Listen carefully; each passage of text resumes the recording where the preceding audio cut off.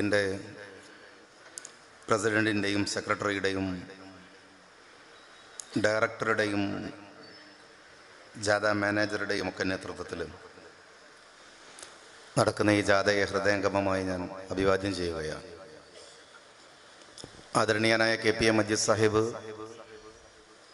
ഉദ്ഘാടനം ചെയ്യേണ്ടതാണ്. അദ്ദേഹം നിർബന്ധപൂർവം പറഞ്ഞതുകൊണ്ടാണ് ഞാനിവിടെ നിൽക്കുന്നത്. അദ്ദേഹം നമ്മുടെ പിറകിലുണ്ട്. രണ്ടത്താണി സാഹിബ് നിങ്ങളോട് സംസാരിച്ചു കഴിഞ്ഞു. ലത്തീഫ് ക പിറകിലുണ്ട്. ഇന്നലെ നിങ്ങളുടെ കൂടെ കഴിഞ്ഞ ദിവസങ്ങളിൽ ഈ ജാഥയിൽ നടന്നിരുന്ന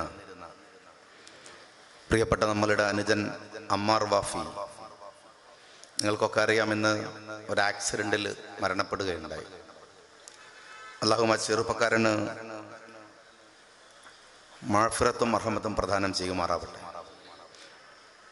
അവരുടെ പരലോക ജീവിതം സുഖപ്രദമാക്കി കൊടുക്കുമാറാവട്ടെ. കേരളത്തിലെ അല്ലെങ്കിൽ ഇന്ത്യയുടെ ലോകരാഷ്ട്രീയത്തിൻ്റെ തന്നെ ഏറ്റവും അനിവാര്യമായ രാഷ്ട്രീയ പ്രശ്നങ്ങളെ ചർച്ച ചെയ്തുകൊണ്ടാണ് മുസ്ലിം യൂത്ത് ലീഗ് സംസ്ഥാനം മുഴുക്കെ ഇത്തരത്തിലുള്ള ജനങ്ങൾക്കിടയിലേക്ക് ഇറങ്ങി വന്ന് അവരുമായി സംവദിച്ചുകൊണ്ട് ഈ ജാഥ നടത്തുന്നത്. ലോകത്ത് വലിയ വിഷയങ്ങൾ നമ്മുടെ മുമ്പിലുണ്ട്. ഇപ്പോഴും ഗാസയിലെ കണ്ണുനീര് അടങ്ങിയിട്ടില്ല. കോടാനുകോടിയുടെ മില്യൺ ഡോളറുകളുടെ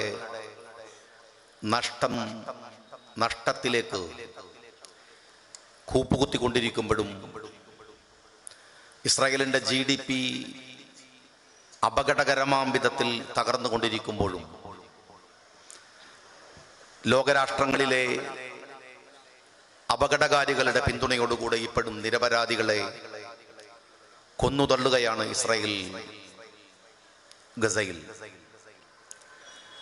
ഒരു ഭാഗത്ത് ഇസ്രായേലിന്റെ അതിശക്തമായ ആക്രമണങ്ങൾ ഉണ്ടാകുമ്പോഴും അതിലേറെ വലിയ ഒരു ജനകീയ പ്രതിരോധം ലോകത്ത് രൂപപ്പെടുകയും ചെയ്യുന്നുണ്ട്. ഞാൻ എൻ്റെ പ്രിയപ്പെട്ട സഹോദരിമാരോട് പറയുന്നത്, ഒരിക്കലും ഗസയെ മറക്കാതെ ഈ വേദനയെ ഒരു നെരിപ്പോട് പോലെ ഹൃദയാന്തരാളങ്ങളിൽ സൂക്ഷിക്കുവാൻ നിങ്ങൾക്ക്, പ്രത്യേകിച്ച് ചെറുപ്പക്കാർക്ക്, കഴിയണമെന്നാണ്. കാരണം ഒരു യുദ്ധം കൊണ്ട് അവസാനിക്കുന്ന പ്രശ്നമല്ല ഇത്. കഴിഞ്ഞ ദിവസങ്ങളിൽ സ്റ്റാർബക്സിന്റെ ഷെയർ ഇടിഞ്ഞത്, നഷ്ടങ്ങൾ തകർന്നത് അതിഭീകരമാണ്. സ്റ്റാർബക്സ് ഒരുപക്ഷെ ഇസ്രായേലിന്റെ പ്രോഡക്റ്റ് ആണ്. സ്റ്റാർബക്സ് മാത്രമല്ല, ഇസ്രായേലിന്റെ പ്രോഡക്റ്റുകളെ തിരഞ്ഞു പിടിക്കുകയും പ്രതിരോധിക്കുകയും ചെയ്യേണ്ടുന്ന ഒരു പീപ്പിൾസ് ഓൾട്ടർനേറ്റീവ് എന്ന് പറയും. ഗാന്ധിജി നമുക്ക് കാണിച്ചു തന്നിട്ടുള്ള രാഷ്ട്രീയ പ്രതിരോധത്തിന്റെ, സമരത്തിന്റെ ഒരു ഭാഗം കൂടിയാണത്. രക്തം കൊണ്ടല്ല, അതിനുമപ്പുറത്ത് രാഷ്ട്രങ്ങളെ നിയന്ത്രിക്കാൻ കഴിയുന്ന ഇച്ഛാശക്തികളുണ്ട്. ഇന്നലെ നിങ്ങൾക്കറിയാം, ഇസ്രായേലിൻ്റെതല്ല സാറ എന്ന് പറയുന്നത്. സാറ പ്രോഡക്റ്റ് ഇസ്രായേൽ അല്ല, സ്പെയിനാണ് എന്നാണ് എൻ്റെ വിചാരം. പക്ഷെ അവരുടെ ഒരു പരസ്യം ഇസ്രായേലുമായി ബന്ധപ്പെട്ട തരത്തിൽ അപകടകരമായത് കൊണ്ട് ലോകത്ത് മുഴുവൻ വലിയ പ്രചാരണങ്ങളും പ്രശ്നങ്ങളും ഉണ്ടായി. ഇന്നലെ സാറയുടെ പ്രതിനിധികൾ പരസ്യമായി ഖേദം പ്രകടിപ്പിക്കുകയും ഞങ്ങളതിൽ ഖേദിക്കുന്നു എന്ന് പറയുകയും, മനഃപൂർവ്വമല്ല അങ്ങനെ ഒന്ന് എന്ന് അവർ പറയുകയും ചെയ്തു. കാര്യം ഇതാണ്, വിപണി ഒരു വലിയ പ്രശ്നമാണ്. ആ വിപണിയിൽ നടക്കുന്ന പ്രതിരോധവും നിസ്സഹകരണവും രാഷ്ട്രീയവുമാണ്.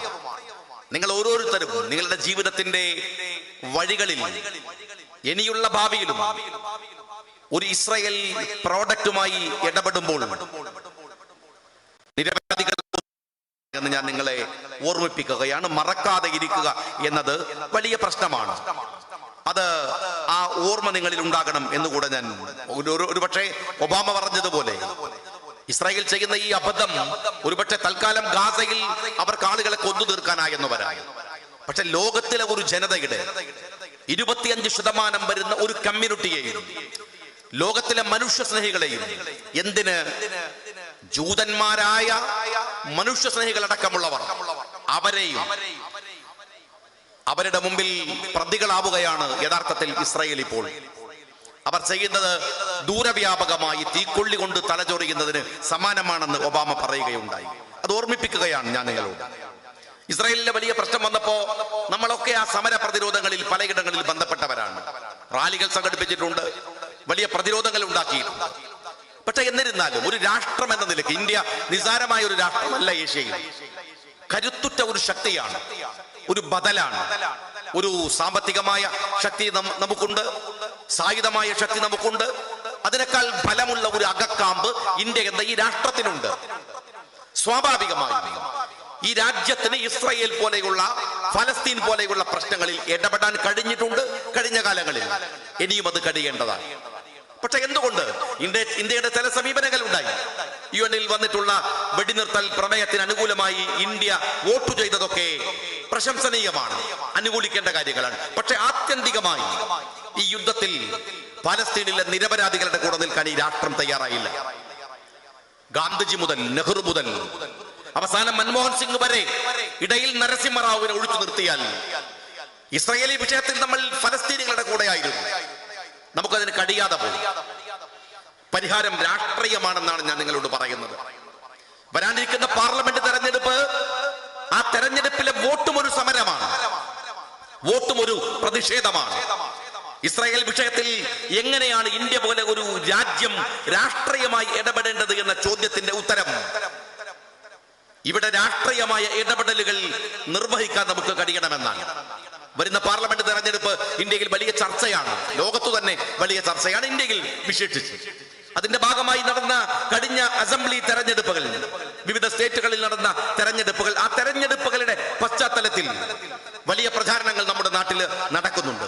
ഇവിടെ കോൺഗ്രസ് ആന്ധ്ര തിരിച്ചു പിടിച്ചപ്പോഴും മറ്റ് സ്റ്റേറ്റുകൾ നഷ്ടപ്പെട്ടപ്പോഴും തെരഞ്ഞെടുപ്പിനെ വിലയിരുത്തിയ CPM-കാരുടെ വിലയിരുത്തലായിരുന്നു അതിലെ ഏറ്റവും തമാശ എന്ന് പറയുന്നത്.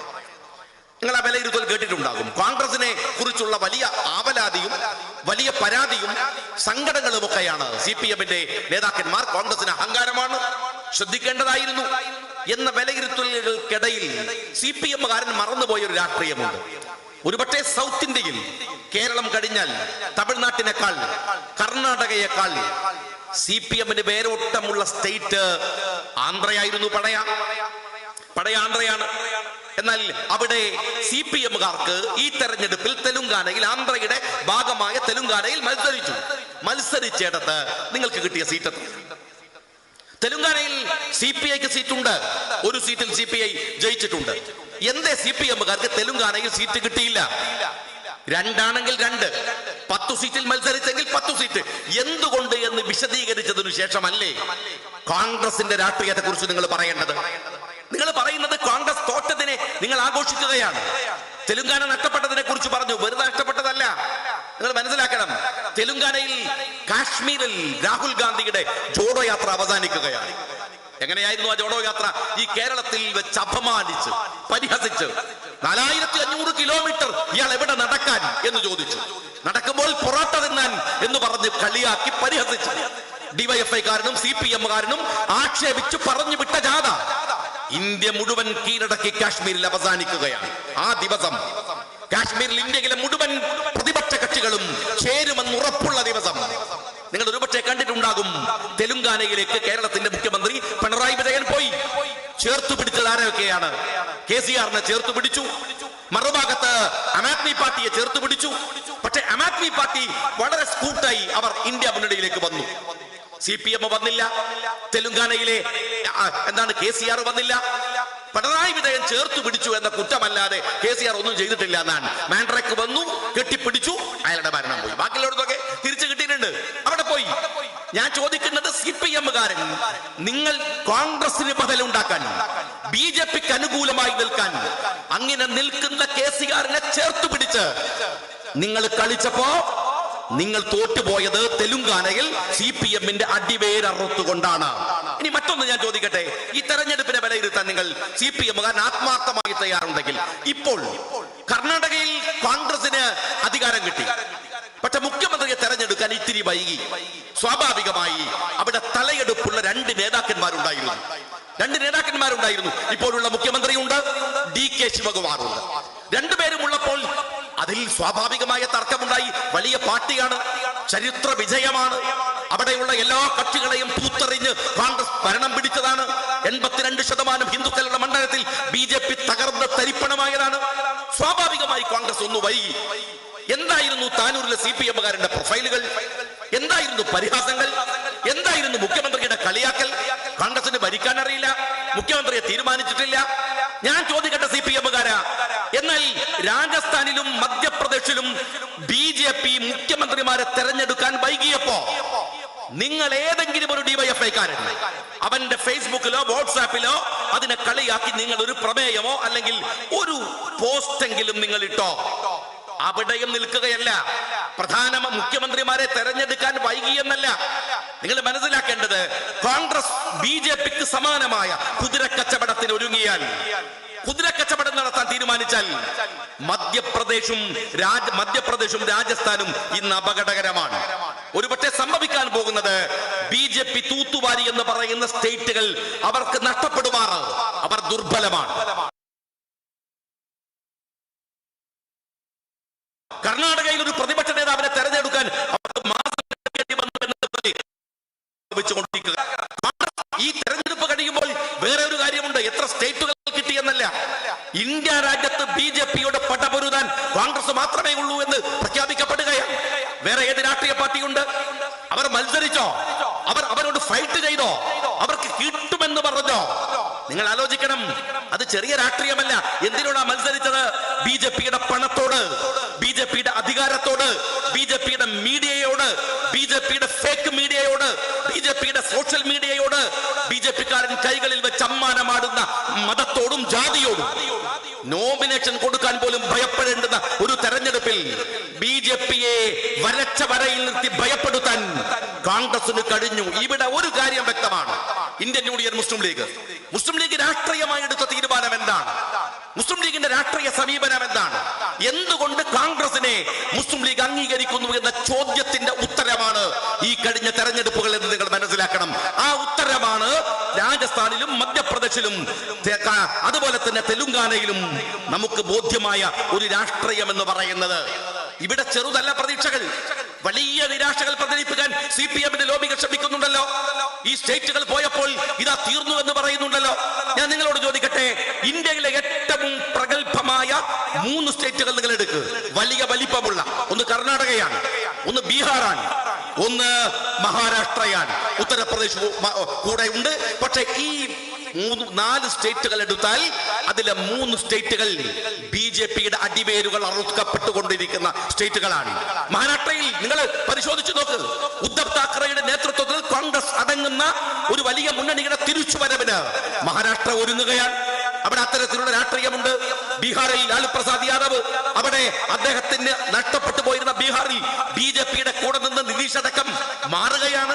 കർണാടകയിൽ അതിശക്തമായ കോൺഗ്രസിന്റെ രാഷ്ട്രീയ സ്വാധീനമുണ്ട്. മറുഭാഗത്ത് നിങ്ങൾ പരിശോധിക്കുക, സൗത്ത് ഇന്ത്യയെ BJP-യുടെ കയ്യിൽ നിന്ന് പൂർണ്ണമായി മോചിപ്പിച്ചു. സൗത്ത് ഇന്ത്യയിൽ BJP ഇല്ലാത്ത ഒരു സൗത്ത് ഇന്ത്യയെ ഈ കാലയളവിൽ ഉണ്ടാക്കിയെടുക്കാൻ കഴിഞ്ഞു. അത് മാത്രമല്ല, നോർത്ത് ഈസ്റ്റിലേക്ക് പോയാൽ എന്താണ് നോർത്ത് ഈസ്റ്റിലെ സ്ഥിതി? മണിപ്പൂര്, മിസോറാം ഉണ്ട്, ആസാമുണ്ട്. അവിടങ്ങളിൽ മണിപ്പൂരിലെ കലാപത്തിന്റെ അനുരണനങ്ങൾ നോർത്ത് ഈസ്റ്റിലുണ്ട്.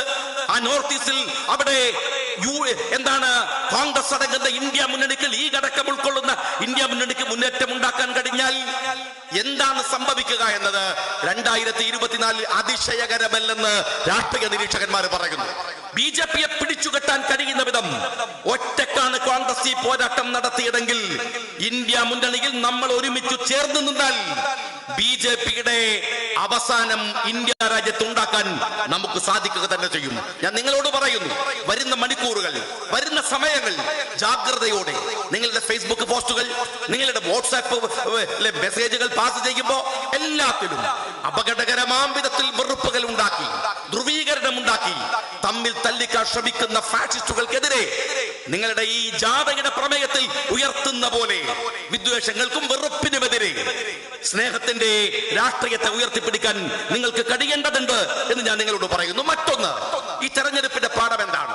കോൺഗ്രസുകാരന് അല്ലെങ്കിൽ CPM എമ്മുകാരന്, ലീഗുകാരന്, ഇന്ത്യയിലെ മുഴുവൻ ഘടക കക്ഷികൾക്കും ഒരു ബാധ്യതയുണ്ട്. ഇന്ന് BJP ഇന്ത്യ ഭരിക്കുന്നത് ഇന്ത്യയിലെ ഭൂരിപക്ഷത്തിന്റെ വോട്ട് കൊണ്ടല്ല. മനസ്സിലാക്കേണ്ടത് നിങ്ങൾ, ഭൂരിപക്ഷം എന്നല്ല, ഇന്ത്യയിലെ പകുതി ജനങ്ങളുടെ പോയിട്ട് 25% ജനങ്ങളുടെ വോട്ടുകൾ കൊണ്ടുപോലുമല്ല. കോൺഗ്രസും BJPയും തമ്മിലുള്ള വ്യത്യാസം 2% മുതൽ 4% വരെയാണ് ഈ തെരഞ്ഞെടുപ്പിൽ സംഭവിച്ചത്. വെറും 4% താഴെ. അങ്ങനെയാണല്ലോ എങ്കിൽ നിങ്ങൾ മനസ്സിലാക്കേണ്ടത്, ഇന്ത്യ മഹാരാജ്യത്ത് പഠിക്കേണ്ട ഒരു കാര്യം, കോൺഗ്രസ് ജയിച്ചു വരുമെന്ന് ഉറപ്പുള്ള മണ്ഡലം, ഇന്ത്യ മുന്നണി മത്സരിക്കുന്ന മണ്ഡലം, ആ മണ്ഡലങ്ങളിൽ സീറ്റുകളുടെ എണ്ണം നഷ്ടപ്പെട്ടു പോകാതിരിക്കാൻ, കുറക്കാതിരിക്കാൻ എല്ലാ ചെറിയ കക്ഷികളും ഒരുമിച്ച് നിൽക്കണം. മതേതര കക്ഷികൾ ഉറച്ചു നിൽക്കണം. ഇവിടെ ഞാൻ ജയിക്കുമെന്ന് ഉറപ്പുള്ള മണ്ഡലത്തിലല്ലാതെ, എനിക്ക് ജയിക്കാനാവുമെന്ന് വിശ്വാസമുള്ള മണ്ഡലത്തിലല്ലാതെ ഈ തെരഞ്ഞെടുപ്പിൽ എല്ലാ ഇന്ത്യയിലെ മറ്റു സ്റ്റേറ്റുകളിൽ വോട്ടുകൾ ചിതറിച്ച ഘടക കക്ഷികൾ എല്ലാവരും ഒരുമിച്ച് നിൽക്കുകയും കോൺഗ്രസിന്റെ, ഇന്ത്യ മുന്നണിയുടെ വോട്ടുകൾ കുറയാതിരിക്കാൻ സൂക്ഷ്മത പാലിക്കുകയും ചെയ്യണം. ഇന്ത്യ മുന്നണിയെ ശക്തിപ്പെടുത്തൽ പ്രധാനമാണ്. പക്ഷേ ഇന്ത്യ മുന്നണിയിൽ എന്താണ് കേരളത്തിലെ CPM-കാരന് വരാനാവാത്തത്? അപ്പൊ നിങ്ങൾ പറയും, ഞങ്ങൾ ഇന്ത്യ മുന്നണിയിൽ ഉണ്ടല്ലോ, CPM-കാരൻ പറയും. അതിന്റെ മറുപടി CPI ആണ് പറഞ്ഞത്. ഇത് കേവലം ഒരു മുന്നണിയല്ല, ഇത് സഖ്യമാണ്. സഖ്യം എന്ന് പറഞ്ഞാൽ ഇങ്ങനെ വേറിട്ടു നിൽക്കലല്ല, കൂടിച്ചേർന്നു നിൽക്കലാണ്. ഏകോപന സമിതിയാണ്. ഏകോപന സമിതിയിൽ CPI ഉണ്ട്, മുസ്ലിം ലീഗ് ഉണ്ട്, RMP ഉണ്ട്, RSP ഉണ്ട്, ഇന്ത്യയിലെ സകലமான ഇടതുപക്ഷ സംഘടനകളുമുണ്ട്. എല്ലാവരും ഉണ്ടല്ലോ. മമതാ ബാനർജി ഉണ്ട്, ആം ആദ്മി ഉണ്ട്, എല്ലാവരും. ഈ ഏകോപന സമിതിയിൽ വരാൻ കഴിയാത്തതിന്റെ ഉത്തരം എന്താണെന്ന് നമുക്ക് വ്യക്തമായിട്ട് അറിയാം. ഒന്ന്, ദേവഗൌഡ പറഞ്ഞ ഒരു കാര്യമുണ്ട്, മറക്കരുത് നിങ്ങൾ. ഞാൻ പിന്നെയും ഓർമ്മപ്പെടുത്തുകയാണ്. ദേവഗൌഡ ഇന്ത്യയുടെ മുൻ പ്രധാനമന്ത്രിയാണ്, കർണാടകയിലെ ഇടതുപക്ഷത്തിന്റെ ഘടക കക്ഷിയാണ്.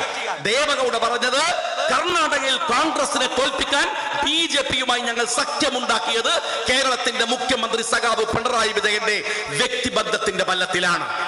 വ്യക്തിബന്ധം ആരുമായി? BJPയുമായി. പറയുന്നത് ലീഗല്ല, കോൺഗ്രസുമല്ല, ദേവഗൌഡയാണ്.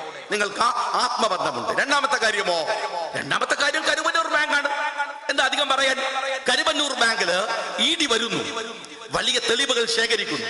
ഇപ്പോ പിടിക്കുമെന്ന് നമ്മളിങ്ങനെ പ്രതീക്ഷിച്ച് നിൽക്കുകയാണ്. പിടിക്കണില്ല.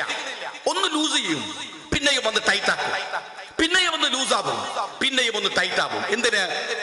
എന്തിനാ അത്? സഖാവ് പിണറായി വിജയന്റെ മനസ്സു മാറിയാൽ കരുവന്നൂരിൽ പിടിമുറുകും. CPM എങ്ങാനും ഈ ഏകോപന സമിതിയിൽ, ഇന്ത്യ മുന്നണിയുടെ ഏകോപന സമിതിയിൽ വന്നാൽ കരുവന്നൂർ ബാങ്കിനകത്തുള്ള കോടികളുടെ വെട്ടിപ്പ് പുറത്തു വരും. കരുവന്നൂർ ബാങ്ക് ഉള്ളിടത്തോളം കാലം CPM ഒരു കാരണവശാൽ ഇന്ത്യ മുന്നണിയുടെ ഏകോപന സമിതിയിൽ വരില്ല. ഇതൊരു കാരണമാണ്. രണ്ടാമത്തതോ സ്വർണ്ണക്കടത്താണ്. EDയുടെ അന്വേഷണത്തിലുള്ള സ്വർണ്ണക്കടത്ത് എല്ലാവർക്കും വ്യക്തമായിട്ട് അറിയാം. നമുക്ക് ഓർമ്മയുണ്ടല്ലോ എന്തൊക്കെയായിരുന്നു UDF സർക്കാരിന്റെ കാലത്ത് ഇവര് പറഞ്ഞിരുന്നത്. ഒരു വില്ലേജ് ഓഫീസർ, ഈ അടുത്ത കാലത്ത് മുഖ്യമന്ത്രിയുടെ പാലക്കാട്ടിൽ ഒരു വില്ലേജിലെ ഒരു സർവേയർ, അവിടുത്തെ ഒരു ഓഫീസർ കൈക്കൂലി വാങ്ങുന്നത് കയ്യോടെ പിടിച്ചപ്പോൾ മുഖ്യമന്ത്രിയുടെ ഒരു ആക്രോശമുണ്ട്. എങ്ങനെയാണ് ഓഫീസറെ പിടിച്ചത്? വില്ലേജ് ഓഫീസർ അറിയാതെ ഇയാൾ എങ്ങനെയാണ് കൈക്കൂലി വാങ്ങിയത് എന്നാണ്. ബഹുമാനപ്പെട്ട മുഖ്യമന്ത്രി, ഇത് പ്രസക്തമായ ചോദ്യമാണ്. ഒരു വില്ലേജിലെ സ്റ്റാഫിന് വില്ലേജ് ഓഫീസർ അറിയാതെ കൈക്കൂലി വാങ്ങാൻ കഴിയില്ലെന്ന് അങ്ങേക്ക് ഉറപ്പുണ്ടെങ്കിൽ, അങ്ങയുടെ നിഴലായിരുന്ന ശിവശങ്കരൻ എങ്ങനെയാണ് സ്വർണ്ണക്കടത്ത് കേസിൽ പ്രതിയായത് എന്ന് താങ്കളൊന്ന് പറയും. എങ്ങനെയാണ്? ആ സ്വർണ്ണക്കടത്ത് കേസിൽ കേരളത്തിന്റെ മുഖ്യമന്ത്രി വരെ നീണ്ടു നിൽക്കുന്ന ശൃംഖലയുണ്ട്. മലപ്പുറത്തുകാരനായിരുന്ന പഴയ MLA ഉണ്ട്, എല്ലാവരും ഉണ്ട്. പക്ഷെ ED പിടിക്കില്ല. കാര്യം എന്താണ്? ഇന്ത്യ ഏകോപന സമിതിയിൽ എന്നാണോ CPM കയറുന്നത് അന്ന് പിടിക്കും. തീരുന്നില്ല. ULCC നിങ്ങൾക്കറിയാം. എന്താ ULCC? ബഹുമാന്യനായ MLA മജീദ് സാഹിബും ലത്തീഫ് സാഹിബും ഒക്കെ എവിടെയുണ്ട്? ഞാൻ രണ്ടത്താണ്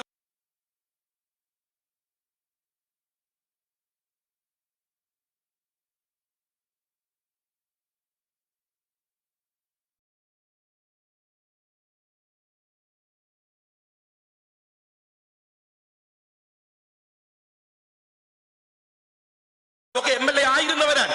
ഈ മണ്ഡലത്തിൽ ഒരുപാട്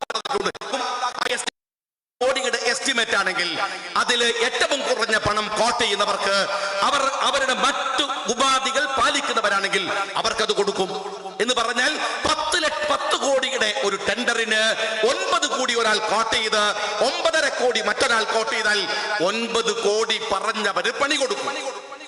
ഇതൊരു രീതിയാണല്ലോ, എല്ലാവർക്കും അറിയാലോ. എന്നാൽ ഊരാലുങ്കൽ അങ്ങനെയല്ല. ഊരാലുങ്കലിന് നമ്മളുടെ ഈ പൊതുമരാമത്തിന്റെ ഈ എഞ്ചിനീയർമാരൊന്നും അവർക്ക് പറ്റൂല. അവര് വരും മജീദ് സാഹിബിന്റെ അല്ലെങ്കിൽ ഏതെങ്കിലും ഒരു മണ്ഡലത്തിലെ ആ മണ്ഡലത്തിൽ 10 കോടി വരാനുള്ള പാലം ഊരാലുങ്കലിന്റെ ആളുകൾ വന്ന് നോക്കിയാൽ എത്രയാ വരിക? ഒരു 15 കോടി അല്ലെങ്കിൽ 20 കോടി അവര് തീരുമാനിക്കും. ഈ മലപ്പുറത്ത് ഏതെങ്കിലും ഒരു മുതലാളിക്ക് ഊരാലുകളിൽ പണം നിക്ഷേപിച്ചിട്ടുണ്ടോ? നിങ്ങൾക്കറിയില്ല, എനിക്കും അറിയില്ല. 1000 കോടിയിലധികം വരുന്ന വർക്കെടുക്കാൻ ഊരാലുകളിൽ എത്ര കോടിയുടെ ആസ്തിയുണ്ട്? ആരുടെയൊക്കെ പണമാണ്? എവിടുന്ന് കിട്ടപ്പെടുന്ന പണമാണ്? ഈ കോടാനുകോടിയുടെ ലാഭം ഉണ്ടാക്കുന്ന ഊരാലുങ്കലിന്റെ ലാഭവിഹിതം പറ്റുന്നവരാരാണ്? ഉത്തരം വേണ്ടേ? എന്തേ കണക്കുകൾ പുറത്തുവിടാത്തത്? ഈ പറയുന്ന ഈ താനൂരിലെ ഈ പ്രാന്തപ്രദേശങ്ങളിൽ CPM-ന് വേണ്ടി മുദ്രാവാക്യം വിളിക്കുന്ന ഏതെങ്കിലും ഒരു DYFക്കാരനോട് ചോദിക്കട്ടെ, ഊരാലുങ്കലിനെ കുറിച്ച് നിങ്ങൾക്ക് എന്തറിയാം? ഊരാലുങ്കലിലെ നിക്ഷേപകർ ആരാണെന്ന്, ഊരാലുങ്കലിൽ പണം മുടക്കിയവരാരാണെന്ന്, അവിടെ നിന്ന് പണം വലിക്കുന്നവരാരാണെന്ന് നിങ്ങൾക്കറിയില്ലല്ലോ. അറിയാത്തതിന് കാരണമുണ്ട്. ഊരാലുങ്കൽ പിടിമുറുക്കപ്പെടുമായിരുന്നു. പക്ഷേ ഗഡ്കരിയുണ്ട്, നമുക്കറിയാലോ, കേന്ദ്രത്തിലെ റോഡുകളുടെ ഈ ഗഡ്കരി എന്ന് പറയുന്ന മന്ത്രി. ആ മന്ത്രി തിരുവനന്തപുരത്ത് വന്നപ്പോ അദ്ദേഹത്തെ സ്വീകരിക്കുന്നത് തെറ്റൊന്നുമല്ല. കാരണം കേന്ദ്രം BJP ഭരിച്ചാലും RSS ഭരിച്ചാലും കേരളം നമ്മൾ ഭരിക്കുകയാണെങ്കിൽ പോലും സ്വാഭാവികമായി അതിനൊരു പ്രോട്ടോകോൾ ഉണ്ട്, ഒരു ഫെഡറൽ സിസ്റ്റത്തിനകത്തുള്ള മര്യാദകളുണ്ട്, നമ്മൾ പാലിച്ചേ പറ്റൂ. അതുകൊണ്ട് ഗഡ്കരിയെ മുഖ്യമന്ത്രി സ്വീകരിക്കുന്നത് തെറ്റല്ല. പക്ഷെ പ്രിയപ്പെട്ട മുഖ്യമന്ത്രി, താങ്കൾ ചെയ്തത് ഗഡ്കരിയെ നിങ്ങൾ ക്ലിഫ് ഹൗസിൽ കൊണ്ടുപോവുകയാണ്. സുരേഷ് ഗോപി പറഞ്ഞത് മുഖ്യമന്ത്രിയുമായി ഗഡ്കരി നടത്തിയ രഹസ്യ സംഭാഷണത്തിന് ഞാൻ സാക്ഷിയാണ്. ഞാൻ ചോദിക്കുന്നത്, ഗഡ്കരിയെ കുറിച്ച് മുഖ്യമന്ത്രിയുടെ മകള് പറയുന്ന പ്രയോഗം എന്താ? ഗഡ്കരി അങ്കിൾ എന്നാണ്, ഭയങ്കര സ്നേഹമാണ്, ഗഡ്കരി അങ്കിളാണ്. ഞാൻ ചോദിക്കുന്നത്, ഗഡ്കരി അങ്കിളുമായി നിങ്ങൾ ഉണ്ടാക്കിയ കരാറിന്റെ ബലത്തിലാണ് ULCCയെ ED തൊടാത്തത്, അന്വേഷണ സംഘങ്ങൾ തൊടാത്തത്. നിങ്ങൾ സൗത്ത് ഇന്ത്യ പരിശോധിച്ചോളൂ, ആന്ധ്ര മുതൽ നോക്കിക്കോളൂ. ആരാണ് തമിഴ്നാട്ടിന്റെ മുഖ്യമന്ത്രി? താരപരിവേഷമുള്ള മുഖ്യമന്ത്രി സ്റ്റാലിനെ ദിവസങ്ങളോളം ED അവിടെ ബന്ദോബസ്താക്കി വെച്ചു. അതുപോലെ ഇൻകം ടാക്സ് ബന്ദോബസ്താക്കി വെച്ചു. ആ ED എന്തേ നിരവധി കേസുകളിലെ പ്രതി 38ാമത്തെ തവണയാണ് മുഖ്യമന്ത്രിയുടെ കേസ്, ലാവ്ലിൻ കേസ് സുപ്രീം കോടതി മാറ്റിവെക്കുന്നത്. ആ കേസിലെ പ്രതിയായ ഈ മുഖ്യമന്ത്രിയെ എന്താണോ ED തൊടാത്തത്? ലോക്കൽ പോലീസ് പോലും അന്വേഷിച്ചാൽ കിട്ടുന്ന കുറ്റങ്ങളുള്ള മുഖ്യമന്ത്രിയുടെ കോടികളുടെ വെട്ടിപ്പ് എന്തേ ED സൗത്ത് ഇന്ത്യയിൽ കേരളത്തിൽ മാത്രം വരാത്തത്? ഉത്തരം വ്യക്തമാണ്. നിങ്ങൾക്ക് ഇന്ത്യ മുന്നണിയുടെ ഏകോപന സമിതിയിൽ വരാനാവില്ല. അത് മാത്രമല്ല, ഇവിടെ നിരവധി രാഷ്ട്രീയമുണ്ട്. ഞാൻ എല്ലാത്തിലേക്കും കടന്നു പോവുകയല്ല. ഇനി നിങ്ങളൊന്ന് മനസ്സിലാക്കണം, ഈ ജാഥ ഇപ്പോ മുഖ്യമന്ത്രിയുടെ ഒരു പരിപാടി നടക്കുകയാണല്ലോ എല്ലായിടത്തും, അദ്ദേഹത്തിന്റെ നവകേരള യാത്ര. ഈ യാത്ര എന്തിനാണ്? എന്തായിരുന്നു ഇപ്പോൾ യാത്രയുടെ ലക്ഷ്യം? അദ്ദേഹത്തിനും അറിയില്ല, നാട്ടുകാർക്കും അറിയില്ല, കൂടെ പോകുന്ന മന്ത്രിമാർക്കും അറിയില്ല. പക്ഷെ ഉത്തരം എന്താണെന്ന് അറിയുമോ? കേരളം ഏറ്റവും ഗൗരവത്തിൽ ചർച്ച ചെയ്ത ഒരു പ്രശ്നമുണ്ട്. അതെന്താണ്? മുഖ്യമന്ത്രിയുടെ മകൾ വാങ്ങിയ മാസപ്പടിയാണ്. എല്ലാവർക്കും അറിയാം. ഇതാ ഇന്നലെ മാത്യു കൂടൽനാടൻ ഇവിടെ വന്നു. അദ്ദേഹം അതിന്റെ വെളിപ്പെടുത്തൽ ദിവസങ്ങൾക്കകം കൂടുതൽ കാര്യങ്ങൾ പറയുമെന്ന് പറഞ്ഞു. ഞാൻ ചോദിക്കുന്നത്, നിയമസഭക്കകത്ത് ഞാൻ 2021 എനിക്ക് 2020 നിയമസഭയുടെ അകത്ത് എനിക്ക് പറയേണ്ടി വന്നിട്ടുണ്ട്. 2020 എന്താണ് ഊരാലുങ്കലിൽ നടത്തിയിട്ടുള്ള കർത്തയുടെ ഓഫീസിൽ നടത്തിയ EDയുടെ റെയ്ഡ്. അന്ന് പോലും അതിൽ പറഞ്ഞിട്ടുണ്ട് മുഖ്യമന്ത്രിയുടെ മകളുടെ സാന്നിധ്യം, മകൾക്ക് ലഭിക്കുന്ന പണം. ആ മാസപ്പടിയുടെ ചർച്ച കേരളത്തിൽ കൊടുമ്പിരി കൊള്ളുമ്പോഴാണ് മുഖ്യമന്ത്രി ഇങ്ങനെ ഒരു ജാഥ തീരുമാനിക്കുന്നത്, മാസപ്പടി മറക്കാൻ. പക്ഷെ ആര് മറന്നാലും മുഖ്യമന്ത്രി CPM-കാരാ അതും മറക്കില്ല. കോടതിയിൽ നിന്നാണ് നിങ്ങൾക്ക് നോട്ടീസ് വന്നത്. എന്താ മുഖ്യമന്ത്രി പറഞ്ഞത്? ആ PV ഞാനല്ല. ഏത്? ആദ്യം പറഞ്ഞതാണ് ആ PV ഞാനല്ല. എന്നാൽ വീണ മോളല്ല എന്ന് പറഞ്ഞിട്ടില്ലല്ലോ മുഖ്യമന്ത്രി. മകൾ പണം വാങ്ങിയതിന് കോടതിയിൽ നിന്ന് നോട്ടീസ് വന്നിരിക്കുന്നു. ഉളുപ്പുണ്ടെങ്കിൽ രാജിവെച്ച് പുറത്തു പോകേണ്ട ഒരു കമ്മ്യൂണിസ്റ്റ് മുഖ്യമന്ത്രിയുടെ സമയം കഴിഞ്ഞു. താങ്കൾ ഒരു കമ്മ്യൂണിസ്റ്റ് ആണെങ്കിൽ, താങ്കൾ ഒരു മാർക്സിസ്റ്റ് ആണെങ്കിൽ, മരിച്ചുപോയല്ലോ കാനം ഏതാനും ദിവസങ്ങൾക്ക് മുമ്പ്. CPIയുടെ സെക്രട്ടറി പദത്തിൽ നിന്ന് കാനം മാറി നിൽക്കേണ്ടി വന്നത് മകനുമായി ബന്ധപ്പെട്ട ഒരു ആരോപണം. അതാണ് മാർക്സിസ്റ്റ് പാർട്ടി. മാർക്സിസ്റ്റ് പാർട്ടിയുടെ പഴയ ചരിത്രത്തിലേക്ക് ഞാൻ പോണില്ല. നൂറുകണക്കിന് രക്തം തിളക്കുന്ന അനുഭവങ്ങൾ ആ പാർട്ടിക്കകത്ത് തന്നെയുണ്ട്. ഞാൻ വിശദീകരിക്കാൻ നിൽക്കുന്നില്ല. ഞാൻ നിങ്ങളോട് പറയുന്നത്, ഈ മാസപ്പടിയെ മറക്കാൻ നിങ്ങൾ കൊണ്ടുവന്ന ഒരു ജാഥ മാത്രമാണിത്, അല്ലെങ്കിൽ ഒരു യാത്ര മാത്രമാണിത്. എന്നിട്ടായി യാത്രയുടെ സ്ഥിതിയോ നിങ്ങൾ പരിശോധിക്കേണ്ട കാര്യം എന്താ പറയണ അറിയാം? മുഖ്യമന്ത്രി ഇന്നലെ പറഞ്ഞത് ലക്ഷക്കണക്കിന് പരാതി കിട്ടിയിട്ടുണ്ട്. പരാതി കൂടുന്നതാണോ അതല്ല പരാതി കുറയുന്നതാണോ ഒരു ഗവൺമെന്റിന്റെ എഫിഷ്യൻസി എന്ന് പറയുന്നത്? ഒരു ഗവൺമെന്റിന്റെ മികവ് എന്താണ്? പരാതി കൂടുതലാണോ? മുഖ്യമന്ത്രി പറയുന്നത് ഞങ്ങൾക്ക് വേണ്ടുവോളം പരാതി കിട്ടിയിട്ടുണ്ട് എന്നാണ്. പരാതി കൂടുന്നതല്ല എഫിഷ്യൻസി, പരാതി കുറയുന്നതാണ്. ഇനിയും പരാതി കൂടും. എന്താ കാര്യം? ഒരു കൊല്ലം കൂടെ കഴിഞ്ഞ് നിങ്ങൾ പിന്നെയും ചെന്നാൽ ഈ പറഞ്ഞതൊന്നും നിങ്ങൾ ചെയ്തിട്ടുണ്ടാവില്ല. അതിന്റെ അഡീഷണൽ പരാതി അടക്കം നിങ്ങൾക്ക് പിന്നെയും കിട്ടും. സ്വാഭാവികമായി പരാതികൾ കൂടുന്നത് ഒരു ഗവൺമെന്റിന്റെ എഫിഷ്യൻസി അല്ല. ജാഥ തുടങ്ങിയപ്പോ നിങ്ങൾ ഇവരുടെ ഈ എന്താണ് യാത്ര തുടങ്ങിയപ്പോ, നവകേരള യാത്ര തുടങ്ങിയപ്പോ നിങ്ങൾ ശ്രദ്ധിച്ചല്ലോ എങ്ങനെയായിരുന്നു യാത്ര? തുടങ്ങുമ്പോ തന്നെ നമ്മൾ കണ്ടു ഭീകരമായ ആക്രമണം, ഒരു കരിങ്കൊടി കാണിച്ചത്. എനിക്കിപ്പോഴും മനസ്സിലാവാത്ത ഒരു രാഷ്ട്രീയം എന്താണെന്നറിയോ? എനിക്ക് മനസ്സിലായിട്ടില്ല എന്താ ഈ കരിങ്കൊടിയുടെ പ്രശ്നം.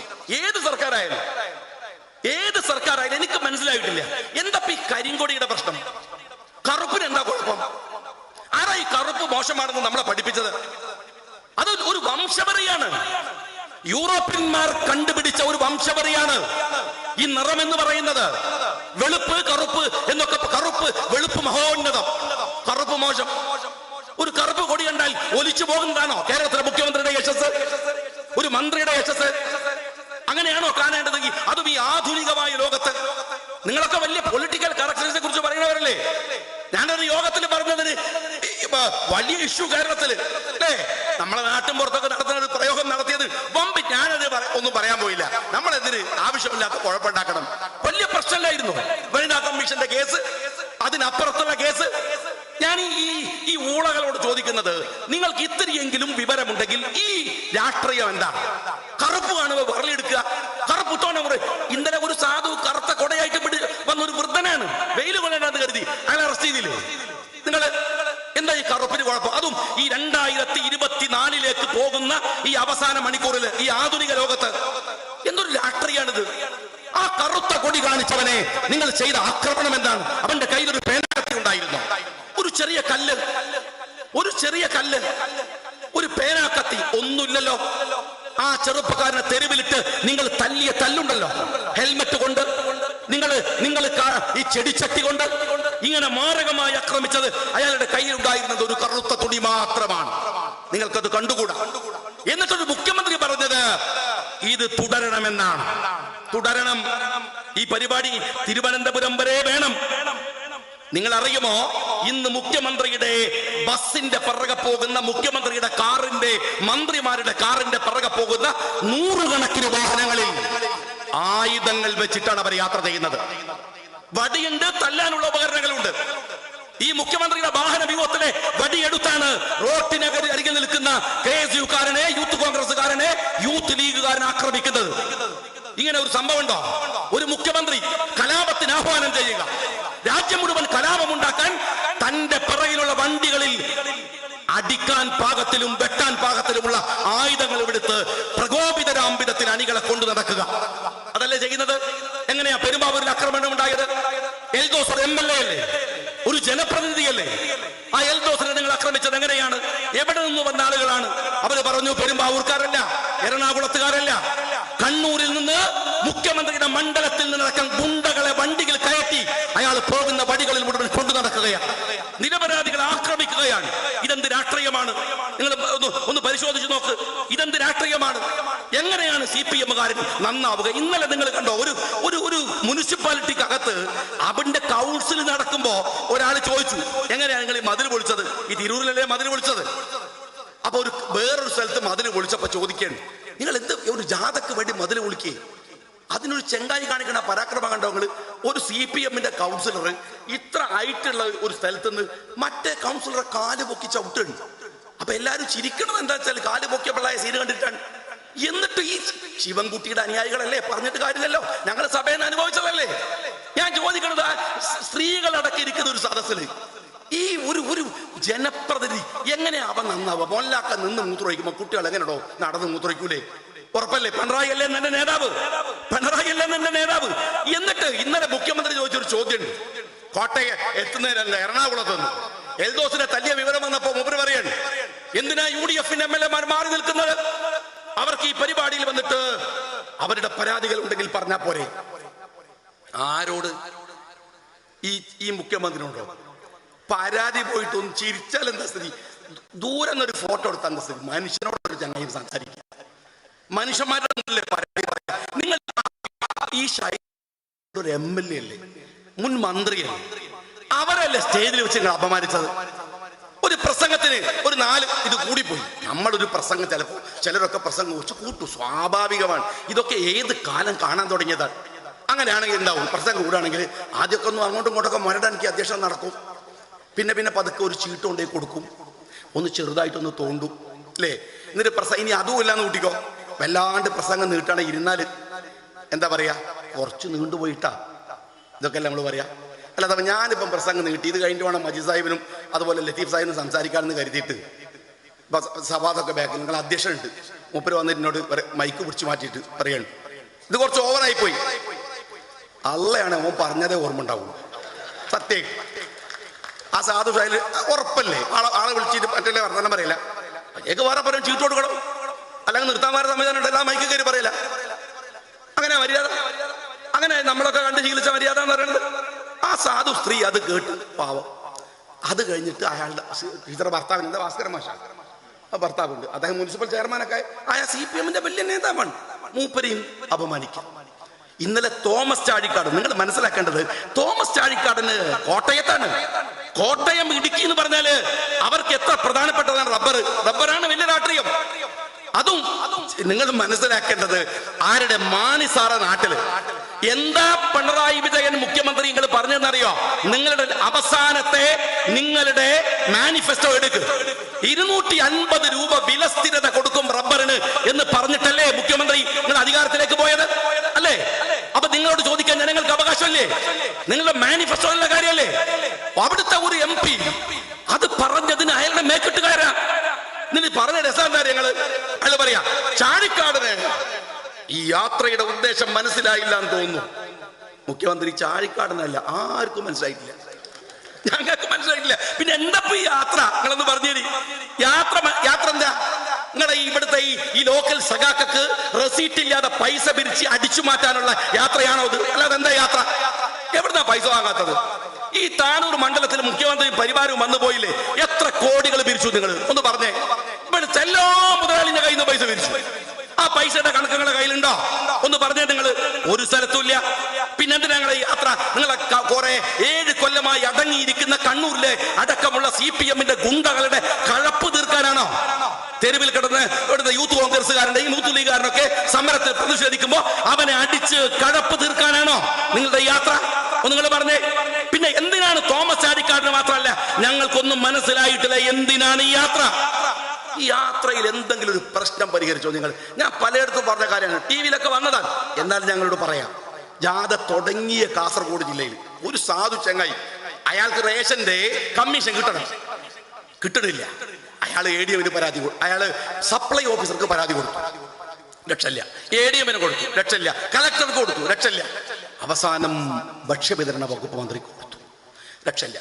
അപ്പോഴാണ് മുഖ്യനും പരിവാരങ്ങളും കാസർഗോട്ടേക്ക് വരുന്നത്. അവൻ ഹാപ്പിയായി. അദ്ദേഹം നേരിട്ട് ഇവർക്ക് പരാതി കൊടുത്തു. 2 ദിവസം കൊണ്ട് മറുപടി വന്നു. നമ്മൾ ഈ കുറ്റം പറയുമ്പോ നല്ലത് മറന്നു പോകരുത്. മറുപടി കിട്ടി. എന്താ മറുപടി അറിയോ? നിങ്ങളുടെ പരാതി സപ്ലൈ ഓഫീസർക്ക് കൊടുത്തിട്ടുണ്ട്. ആ സാധു തുടങ്ങിയത് അവിടുന്നാണ്. എന്റെ മണ്ഡലത്തിൽ വളപട്ടണത്തുന്ന ഒരാള് ഈ എന്താണ് ഈ റിലീഫിനെ കുറിച്ച് വ്യാപകമായി നടക്കുന്ന പിരിവുകൾ, അതിൽ നടക്കുന്ന വെട്ടിപ്പുകളെ കുറിച്ചൊക്കെ ഒരു സംസ്ഥാന തലത്തിൽ ഒരു ഓഡിറ്റ് ചെയ്യുവാണെന്ന് തന്നെ പരാതി കൊടുത്തു.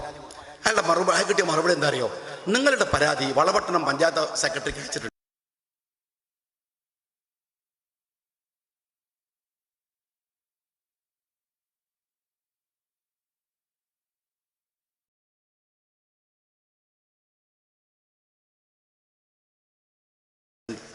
സൗത്ത് ഇന്ത്യയിലെ ഏറ്റവും വലിയ ഹിന്ദു വിശ്വാസികളുടെ തീർത്ഥാടന കേന്ദ്രമാണ് ഈ ശബരിമല എന്ന് പറയുന്നത്. സൗത്ത് ഇന്ത്യയിലെ ഞങ്ങളുടെ നേതാവുണ്ടായിരുന്നു, മജീദ് സാഹിബിന്റെ ഒക്കെ സഹപ്രവർത്തകനായിരുന്നു PKK ബാബ സാഹിബ്. ഞങ്ങൾ ചെയ്തതിനെ പെരുപ്പിക്കല്ല, കേരളത്തിൽ ജനങ്ങളുടെ നികുതി പണം എടുത്തിട്ടാ ചെയ്തത്. അത് ഔദാര്യമൊന്നല്ല. എന്നാൽ പോലും ശബരിമലയുടെ പരിസരവാസികൾ ഇപ്പോഴും ഓർക്കുന്ന ഒരു പേരുണ്ട്. അത് ഇന്ത്യൻ യൂണിയൻ മുസ്ലിം ലീഗുകാരനായ PKK ബാബ സാഹിബിന്റെ പേരാണ്. അറിയോങ്ങള്? അതുപോലെ ശബരിമലയിലേക്ക് അന്നാണ് അതിന്റെ സൗകര്യങ്ങൾ, അവിടേക്ക് പോകുന്നവരുടെ ബുദ്ധിമുട്ടുകളെ ഇങ്ങനെ അറിഞ്ഞ ആദ്യത്തെ ഒരുപക്ഷെ ഗവൺമെന്റ്, അതിലെ ഒരു പൊതുമരാമത്ത് മന്ത്രിയായിരുന്നു ബാബ സാഹിബ്. അദ്ദേഹം ചെയ്തത് വലിയ കാര്യമായിട്ടൊന്നും പറയല്ല. പക്ഷേ ഒരു മുസ്ലിം ലീഗുകാരനായ ഒരു മന്ത്രി അന്ന് ചെയ്തു വെച്ചത് എല്ലാവരും പാടി പുകഴ്ത്തി പറഞ്ഞിട്ടുണ്ട്. ഇപ്പോഴെന്താ സ്ഥിതി അറിയുങ്ങള്? അവിടെ ക്യൂവിൽ നിൽക്കുക ആൾക്കാര്, കുട്ടികള്, ഒരുപാട് ആളുകൾ ക്യൂവിൽ നിൽക്കുക. 10 മുതൽ 20 മണിക്കൂർ വരെ അവർ ക്യൂവിൽ നിൽക്കുകയാണ്. വെള്ളമില്ല, ഭക്ഷണമില്ല, ആളുകൾ തലചുറ്റി വീഴാണ്. ഒരു പരിഹാരവുമില്ല. നിലക്കലിൽ നിന്ന് പമ്പയിലേക്ക് ബസ്സിൽ കൊണ്ടുപോകണം ആളുകളെ. ഒരു ബസ്സിൽ എത്ര പേര് കയറും? മുഖ്യമന്ത്രി 1 കോടി ചില്ലാനം ഉറുപ്പിക ചെലവഴിച്ച് കക്കൂസടക്കം ഉണ്ടാക്കി അങ്ങയുടെ ബസ്സിൽ 23 പേരാണ്. ഇവിടുത്തെ ഈ തെരുവിലൂടെ ഓടുന്ന ബസ്സിൽ ഒരുപക്ഷെ 50, ഒന്ന് കുത്തി നിറച്ചാൽ 60. എന്നാൽ 150-ലധികം ആളുകളെയാണ് നിങ്ങൾ ആ ബസ്സിൽ കുത്തി നിറച്ചിട്ട് ആ യാത്ര പോകുന്നത്. നിങ്ങൾ മനസ്സിലാക്കണം, അവർക്ക് അവിടെയുള്ള വിശ്വാസികൾക്ക് അതിനേക്കാൾ വലിയ ബുദ്ധിമുട്ടുണ്ടായിട്ടില്ല. വലിയ പ്രയാസം, വലിയ ബുദ്ധിമുട്ട്. അവിടെ ആ തിരക്കുകളെ നിയന്ത്രിക്കാൻ ഒരു സംവിധാനവും ഉണ്ടായില്ല, ഒന്നും ഉണ്ടായില്ല. 150ഓളം ആളുകളെ കുത്തി നിറച്ചിട്ടാണ് ആ ബസ് പോയത്. നിങ്ങൾ മനസ്സിലാക്കണം, ഒരു ദിവസം മുഖ്യമന്ത്രി അങ്ങയുടെ ടൂർ ഒന്ന് നിർത്തുക, 21 മന്ത്രിമാരെയും കൂട്ടി വരിക, എന്നിട്ട് ശബരിമലയിൽ പോയി അവിടെ ഒന്ന് താമസിച്ച് എന്താണ് അവിടുത്തെ പ്രശ്നമെന്ന് പഠിക്കാൻ അങ്ങ് ശ്രമിച്ചിരുന്നുവെങ്കിൽ ഈ പ്രശ്നങ്ങൾ അവസാനിപ്പിക്കാൻ കഴിയുമായിരുന്നു. ഈ ജാഥ കൊണ്ട് അങ്ങനെയെങ്കിലും ഉപകാരം എന്ന് പറയാമായിരുന്നു. ചെയ്തില്ല. എന്നിട്ട് പറഞ്ഞ ന്യായം എന്താണ്? തിരക്കല്ലെന്നാണ്. മുഖ്യമന്ത്രി, ഇത് ആദ്യത്തെ തിരക്കാണോ? കേരളം ഉണ്ടായതിന് പറഞ്ഞതിന് ശേഷമുള്ള ആദ്യത്തെ തിരക്കാണോ ശബരിമലയിൽ? അല്ലല്ലോ. ഇതിനേക്കാൾ തിരക്കുണ്ടായ സമയങ്ങളുണ്ട്. തിരക്കല്ല പ്രശ്നം, അത് മാനേജ് ചെയ്യാൻ കഴിയുന്ന ഒരു സംവിധാനം ഉണ്ടായിരുന്നില്ല. നിങ്ങൾ യഥാർത്ഥത്തിൽ എന്താണെന്നറിയോ? ഇത് BJP-ക്കാരന്, സംഘ് പരിവാരക്കാരന് വളരെ മനഃപൂർവ്വം പിണറായി വിജയൻ ഒരു വടിയെടുത്തു കൊടുക്കുകയാണ്, അടിച്ചോന്ന് പറഞ്ഞിട്ട്. അപ്പോഴേക്കും അവിടെ വത്സന്തില്ലേരി എത്തി, സകല BJP-ക്കാരും എത്തി, അവരാഘോഷം തുടങ്ങി. അവരുടെ പ്രൊഫൈലിലൊക്കെ കണ്ട ഒരു സാധനം എന്താ വെച്ചാൽ, ഒരു കുട്ടിയുടെ അച്ഛനെ കാണാതെ കരച്ചിലുണ്ട്. അതിലൊക്കെ വല്ല കാര്യമുണ്ട്. നമ്മുടെ നാട്ടിൽ ഒരു പൂരപ്പറമ്പിൽ, ഒരു ഉത്സവത്തിന്, ഒരു സമ്മേളനത്തിന് വന്നാൽ അച്ഛനൊക്കെ അങ്ങോട്ടും ഇങ്ങോട്ടും പോകും, കുട്ടികൾ ബേജാറാവുകയൊക്കെ ചെയ്യും. ശരിക്കും പമ്പയിലെ പ്രശ്നം അതല്ല, ശബരിമലയിലെ പ്രശ്നം അതല്ല. BJP അതിനെ ദേശീയ രാഷ്ട്രീയത്തിൽ മാർക്കറ്റ് ചെയ്യുന്നത് അതിനേക്കാൾ അപകടമാണ്. പക്ഷേ ആ മാർക്കറ്റ് ചെയ്യാൻ സംഘികൾക്ക് വടി കൊടുക്കുന്നത് മനഃപൂർവ്വം പിണറായി വിജയനാണ്. അല്ലെങ്കിൽ എന്താണ് അതിന്റെ ഒരു രാഷ്ട്രീയം? നിങ്ങൾ പറ. ഞാൻ BJP-ക്ക് ഈ CPM-കാരോട് ചോദിക്കട്ടെ, നിങ്ങളല്ലായിരുന്നു നേരത്തെ ഈ വനിതാ മതിൽ ഇവിടെ ഉണ്ടാക്കിയത്, ഈ ശബരിമലയെ അട്ടിമറിക്കാൻ? ഞങ്ങൾ അന്ന് നിങ്ങളുടെ വനിതാ മതിലിനെ എതിർത്തവരാണ്. ഇനി ഒരു കാര്യം ഞാൻ പറയാം, ശബരിമലയിൽ വരുന്ന വിശ്വാസികൾക്ക് സൗകര്യങ്ങൾ ഒരുക്കി കൊടുക്കേണ്ടത് ഗവൺമെന്റിന്റെ ബാധ്യതയാണ്. അതിനല്ല ഇവരൊക്കെ ഭരിക്കുന്നത്. ഈ വിശ്വാസികളെ വോട്ട് ചെയ്തിട്ടല്ലേ ഇവിടെ മന്ത്രി MLA ഒക്കെ ഉണ്ടാവുന്നത്. പിന്നെ എന്താ MLA-ക്ക് പണി? പിന്നെ എന്താ ഒരു മന്ത്രിയുടെ പണി?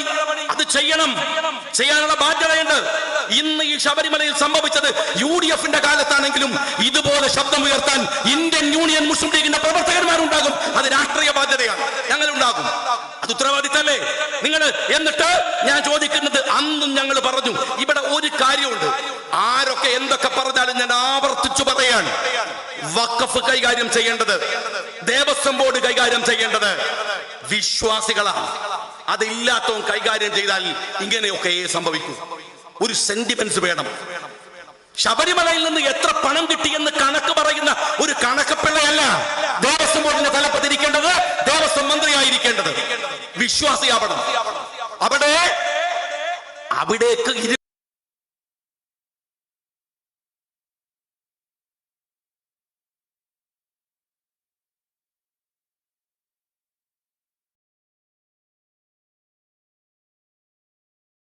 മുടിക്കെട്ടുമായി വരുന്നവന്റെ ഹൃദയത്തിനകത്ത്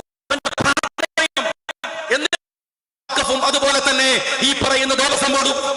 നിങ്ങൾക്കറിയുമോ, കേരളത്തില് ഏകദേശം 1200-ഓളം 200-ലധികം ക്ഷേത്രങ്ങളുണ്ട് തിരുവിതാംകൂർ ദേവസ്വം ബോർഡിന്റെ കീഴിൽ. 1200-ലധികം. ആ ക്ഷേത്രങ്ങളിൽ ശബരിമല അടക്കമുള്ള ഒരു 30ഓളം ക്ഷേത്രങ്ങളാണ് ക്ഷേത്രത്തിന്റെ ചെലവ് കഴിഞ്ഞ് അധിക വരുമാനം ബാക്കി വെക്കുന്ന ക്ഷേത്രങ്ങൾ. കുറച്ച് ക്ഷേത്രങ്ങൾ, ശബരിമല അടക്കം. ആ ക്ഷേത്രങ്ങളുടെ പണമെടുത്തിട്ടാണ് നൂറുകണക്കിന് ക്ഷേത്രങ്ങൾ ഒരു കൊല്ലം അവിടുത്തെ മുഴുവൻ അവരുടെ നിത്യനിധാന ചെലവുകൾ അവർ വഹിക്കുന്നത്, അവിടെ ശമ്പളം കൊടുക്കുന്നത്. ദേവസ്വം ബോർഡിലെ സ്റ്റാഫിന് ചെയർമാനടക്കം ശമ്പളം കൊടുക്കുന്നത് 30ഓളം വരുന്ന ക്ഷേത്രങ്ങളിൽ നിന്ന് മാത്രമാണ്. ബാക്കി വരുന്ന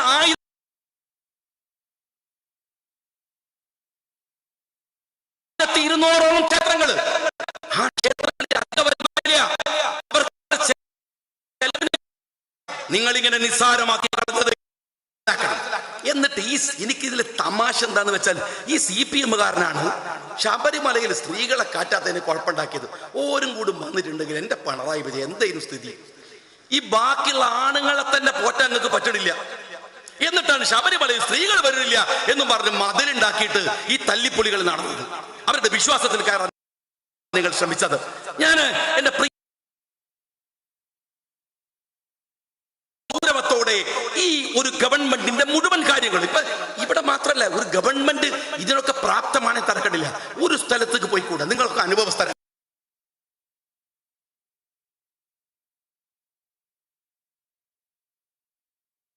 വഴിയിൽ മുഴുവൻ നിൽക്കുന്നത് എല്ലാ വളവുകളിലും ട്രാൻസ്പോർട്ട് ഡിപ്പാർട്ട്മെന്റിന്റെ MBA അടക്കമുള്ളവർ നിന്ന് പിരിക്കുകയാണ്. എല്ലായിടത്തും എല്ലാ പാവങ്ങളെ എന്തെങ്കിലും കാരണം ഉണ്ടാക്കി പൈസ വാങ്ങാം. കിറ്റിന്റെ വിഷയങ്ങൾ ആലോചിച്ച് എന്നാ ഒരു കാര്യങ്ങൾ, കിറ്റ് വാങ്ങി വോട്ട് ചെയ്ത ആൾക്കാരുണ്ടല്ലോ, എന്നാ അറിഞ്ഞോളി, നിങ്ങൾക്ക് കിട്ടിയ കിറ്റൊക്കെ തിരിച്ചു ചോദിച്ചു തുടങ്ങി. തിരിച്ചു വാങ്ങണം. ഇപ്പൊ സ്കൂൾ യുവജനോത്സവത്തിൽ പറഞ്ഞിരിക്കുന്ന എല്ലാ കുട്ടികളോടും നിങ്ങൾ വരുമ്പോ കിറ്റ് കൊടുക്കണം എന്നാണ്. സ്കൂൾ യുവജനോത്സവത്തിന് ഇടാൻ പന്തലിന് പൈസ ഇല്ല. പിണറായിന്റെ ജാഥക്ക് 10 കോടിയുടെ പന്തലാണ്. നിങ്ങൾ മനസ്സിലാക്കണം, 10 കോടിയുടെ പന്തലാണ് എറണാകുളത്ത് നിങ്ങൾ ഏൽപ്പിച്ചത്. അതിന്റെ വാടക എത്ര വരും നിങ്ങളത് മനസ്സിലാക്കി നോക്ക്. എത്ര ഉണ്ടാവും? അതിന് കുഴപ്പമില്ല. അതിന് ചെലവഴിക്കുന്നതിൽ കുഴപ്പമില്ല. എല്ലാം പെൻഷൻ ഇല്ല, സാമൂഹ്യ സുരക്ഷാ പെൻഷൻ ഇല്ല, ശമ്പളം കൊടുക്കണില്ല. കൊടുക്കുന്ന ശമ്പളം 30% പിടിക്കാൻ പോവാണ്. സപ്ലൈക്ക് ഒരു സാധനം വാങ്ങാൻ പൈസ ഇല്ല. നെല്ല് സംഭരിച്ചവർക്ക് കുടിശ്ശിക കൊടുക്കാൻ പൈസ ഇല്ല. കോൺട്രാക്ടർക്ക് കുടിശ്ശിക കൊടുക്കാൻ പൈസ ഇല്ല. നിങ്ങളുടെ ഡ്രൈവിംഗ് ലൈസൻസ് നിങ്ങൾക്ക് തരാൻ പുതിയ ലൈസൻസിൽ ടെസ്റ്റ് കഴിഞ്ഞ ആൾക്കാരുണ്ടെങ്കിൽ കിട്ടിയിട്ടില്ലല്ലോ. എന്താ കാര്യം എന്നറിയോ? 2,84,00,000 രൂപ കാക്കനാടിലെ പ്രസ്സിൽ ഇപ്പോഴും കൊടുത്തിട്ടില്ല. ഞാൻ ഈ സംസാരിക്കുന്ന സമയവും കൊടുത്തിട്ടില്ല. അവരെ പിടിച്ചു വെച്ചിരിക്കുകയാണ്. അത് കൊടുക്കാൻ സർക്കാരിന്റെ കയ്യിൽ പൈസ ഇല്ല. റീബിൽഡ് കേരള 8,000 കോടിയാണ്. 500 കോടി ചെലവഴിച്ചു. 2 മാസമേ ബാക്കിയുള്ളൂ. അപ്പോൾ ബാക്കി വരുന്ന 7,500 കോടി ചെലവഴിച്ചിട്ടില്ല. കിറ്റ് വാങ്ങിപ്പോയവരൊക്കെ മനസ്സിലാക്കിക്കോ, 2.5 കൊല്ലമായി. അതിനുശേഷം നിങ്ങൾക്ക് കിട്ടിയത് ഒരു കിറ്റാണ്. വെള്ളക്കരം കൂട്ടി, വീട്ടുകാരൻ കൂട്ടി, കെട്ടിട നികുതി കൂട്ടി, ലൈസൻസിന്റെ ചാർജ് കൂട്ടി, വൈദ്യുതിയുടെ ചാർജ് കൂടി, ഭൂമി നികുതിയുടെ ചാർജ് കൂടി, അരി മുതൽ ഉപ്പ് വരെയുള്ള സകല സാധനങ്ങൾക്കും വില കയറി.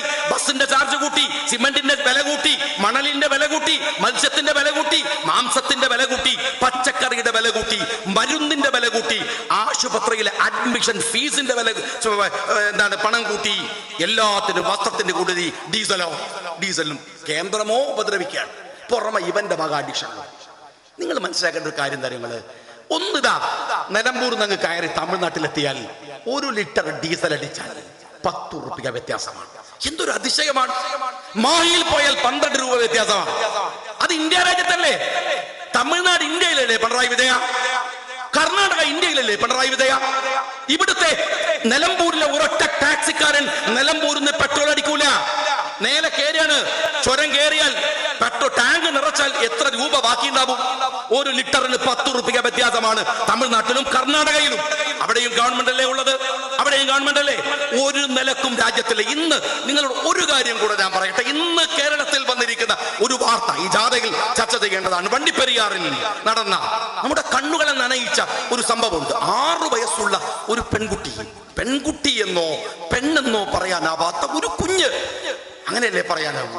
ആ 6 വയസ്സുള്ള കുഞ്ഞിനെ പീഡിപ്പിച്ച് കൊന്ന ഒരു പോക്സോ കേസിലെ പ്രതിയെ ഇന്ന് പ്രോസിക്യൂഷന്റെ ദുർബലത കൊണ്ട് വെറുതെ വിട്ടു. ഇന്നത്തെ സംഭവമാണ്. വാളയാറിലെ പ്രതിയെ വെറുതെ വിട്ടപ്പോൾ പറഞ്ഞു പാർട്ടി ബന്ധുത്വമുള്ളവനെ വെറുതെ വിട്ടു നിങ്ങൾ. അന്ന് ഞങ്ങൾ പറഞ്ഞതാണ് സർക്കാരെ ഇത് തെമ്മാടിത്തരമാണെന്ന്. ഡിവൈഎഫ്ഐക്കാരനായിട്ടുള്ള ഡിവൈഎഫ്ഐ ബന്ധമുള്ള ഈ വണ്ടിപ്പെരിയാറിലെ പോക്സോ കേസിലെ പ്രതിയെ, വെറും ഒരു പോക്സോ കേസല്ല, 6 വയസ്സുള്ള കുട്ടിയെ പീഡിപ്പിച്ചു കൊന്ന കേസിലെ പ്രതിയെ ഇന്ന് പുറത്തു വിട്ടു. കോടതിയുടെ വടപ്പിൽ നിന്ന് ആ അമ്മയുടെ ഒരു കരച്ചിലുണ്ട്. പിണറായി വിജയൻ പൗരപ്രമുഖന്മാരുടെ ഈ വാക്ക് മാത്രം കേട്ടാ പോരോ നിങ്ങള്? അത് മതിയാ? പൗരപ്രമുഖന്മാരുടെ വർത്തമാനങ്ങൾ കേൾക്കാൻ ബിരിയാണിയും ഭക്ഷണവും കഴിച്ചിട്ട് ഇരിക്കുന്ന മുഖ്യമന്ത്രി ഇന്ന് കോടതിയുടെ വരാന്തയിൽ നിന്ന് അമ്മ കരഞ്ഞ കരച്ചിലുണ്ടല്ലോ, കേൾക്കണം. വേട്ടയാടപ്പെടും നിങ്ങൾ ചെയ്യുന്ന ഈ ദൂഷ്യങ്ങളൊക്കെ ഉണ്ടല്ലോ, വെറുതെ തീരില്ല. ഒരു കാര്യം ഞാൻ നിങ്ങളോട് പറയട്ടെ, അധികാരം മാറി മാറി വരും. കക്കേണ്ടതൊക്കെ കട്ടിട്ട് ഓരോരുത്തർ അങ്ങ് പോവുക. അവര് ഭാരതത്തിൽ മാറിയാൽ പോയി, മക്കൾ സേഫ് അല്ലേ? കൊട്ടുകൊണ്ട് പോയത് സേഫ് അല്ലേ? പക്ഷെ ഒരു കാര്യം ഞാൻ ജനങ്ങളെ സാക്ഷി നിർത്തി പറയുന്നു, ഇതുപോലെ രാഷ്ട്രീയ രംഗത്ത് ഇനി ആ വരുന്ന കാലങ്ങളിൽ നിൽക്കാൻ പറ്റുമെങ്കിൽ ഉറപ്പിച്ചെന്റെ നേതാക്കന്മാർ വേദിയിൽ ഉറപ്പിച്ചു പറയട്ടെ, ഈ കട്ടുകൊണ്ടുപോയ പൊതുസ്വത്ത് അത് അവസാനത്തെ കുടുംബത്തിലുള്ളവന്റെയും കക്കിച്ചിട്ടല്ലാതെ ഇനി ഈ ഭരണത്തിലെ നെറികേടുകളെ അവസാനിപ്പിക്കുന്ന പ്രശ്നമുണ്ടാവില്ല. പോരാട്ടത്തിൽ നിൽക്കുക. ഞാൻ ചെറുപ്പക്കാരോട്, ഷെരീഫ് അടക്കമുള്ള ചെറുപ്പക്കാരോട് പറയുന്നു, വെറുതെ നടന്നു വിയർക്കുക മാത്രമല്ല, ഇത് പ്രതിജ്ഞയാണ്. ഒലിക്കുന്ന വിയർപ്പുകൾക്ക് ഈ നാടിനോടുള്ള പ്രതിബദ്ധതയുണ്ട്. അത് ആരുടെയെങ്കിലും മുമ്പിൽ അടിയറ വെക്കാനുള്ളതല്ല. അവസാന ശ്വാസം വരെ നിങ്ങളിൽ പ്രതീക്ഷയർപ്പിച്ചവർ നിങ്ങൾക്ക് വേണ്ടി മുദ്രാവാക്യം വിളിച്ച് നടന്ന ഒരു കുഞ്ഞാണ്, ഒരു ചെറുപ്പക്കാരനാണ് ഇന്ന് മരിച്ചുപോയത്. അങ്ങനെ എത്ര പേര് മരിച്ചു പോകുന്നുണ്ട്? അവരുടെ പ്രതീക്ഷകൾ എന്താണ്? അത് സാക്ഷാത്കരിക്കാനാവണം. ഈ പോരാട്ടത്തിൽ ചങ്കുറപ്പിച്ച് നെഞ്ചുറപ്പിച്ച് നിങ്ങൾ ഉണ്ടാകണമെന്ന് വിനീതമായി അപേക്ഷിച്ചുകൊണ്ട്, അഭിവാദ്യം ചെയ്തുകൊണ്ട് ഞാൻ എന്റെ വാക്കുകൾക്ക് വിരാമം കുറിക്കുന്നു. ജയ് ഹിന്ദ്.